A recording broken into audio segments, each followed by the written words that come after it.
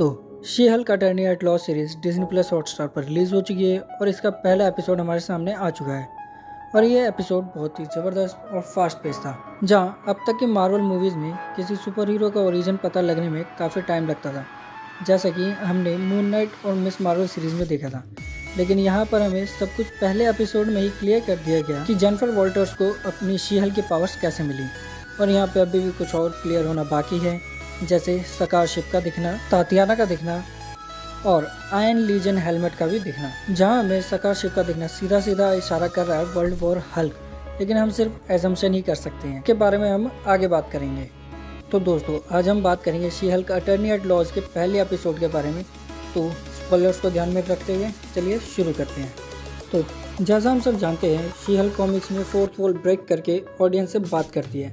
जैसे डेडपूल हमसे बात करता था, ठीक उसी तरह सीरीज़ में भी शी हल्क हमसे बात कर रही है और अपनी ओरिजिन स्टोरी बता रही है। कॉमिक्स में जेनिफर वॉल्टर और ब्रूस का एक्सीडेंट हो जाता है और तभी ब्रूस जेनिफर को अपना खून देता है, जिससे वो शी हल्क बनती है।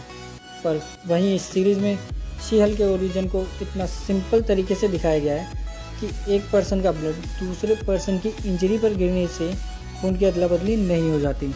लेकिन ऐसा पहली बार हमें नहीं दिखाया गया। इससे पहले भी 2008 की द इनक्रेडिबल हल्क मूवी में भी हमें ऐसा ही दिखाया गया था, द लीडर के केस में। एपिसोड का मेन मोटिव शी हल्क के ओरिजिन के साथ साथ ये भी दिखाना था कि ब्रूस हल्क बनने के बाद भी अपने गुस्से पर कैसे कंट्रोल रखता है। पर जेनिफर शी हल्क बनने के बाद भी अपने गुस्से पर काबू रख पाती है, और इसका जवाब भी उसने खुद ही दे दिया कि वो एक औरत होने के नाते उसे कई बार अपने गुस्से को कंट्रोल करना पड़ता है। ये रीज़न है कि उसके गुस्से पर बहुत अच्छा कंट्रोल है।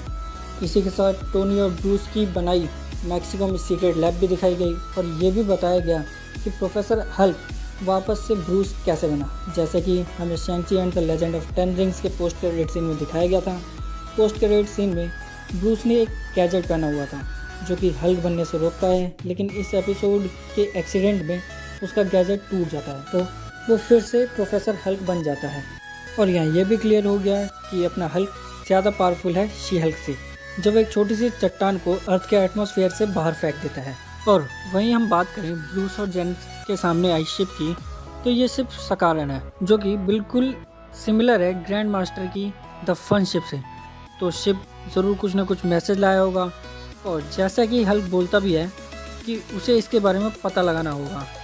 और हम सब जानते भी हैं कि एमसीयू में सकार प्लैनेट ख़त्म नहीं हुआ था, तो ऐसा हो सकता है कि सकार से किसी ने कोई मैसेज भेजा हो, क्योंकि हमें ये नहीं दिखाया गया कि उस एक्सीडेंट के बाद शिप का क्या हुआ। और बाकी हमें आने वाले एपिसोड में तो पता लग ही जाएगा।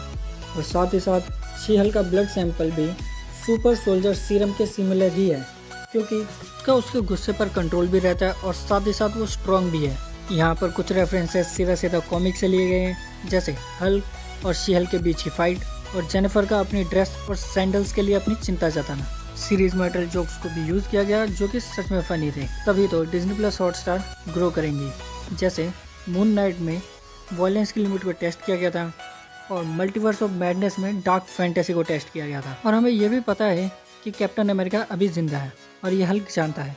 तो पोस्ट क्रेडिट सीन में जेनिफर के क्वेश्चन को बंद करने के लिए उसने ऐसा बोला होगा कि कैप्टन अमेरिका अब नहीं रहे। तो दोस्तों, ये था She Hulk attorney at law के फर्स्ट एपिसोड का ब्रेकडाउन। अभी हमें काफ़ी सारा एक्शन दिखना बाकी है, जैसे डेयरडेविल और एबोमिनेशन। पर फिर भी हमसे कोई डिटेल मिस हो गई हो तो उसे हमें कमेंट सेक्शन में सजेस्ट करना ना भूलें। और हमारी वीडियो पसंद आई हो तो उसे लाइक और सब्सक्राइब करें।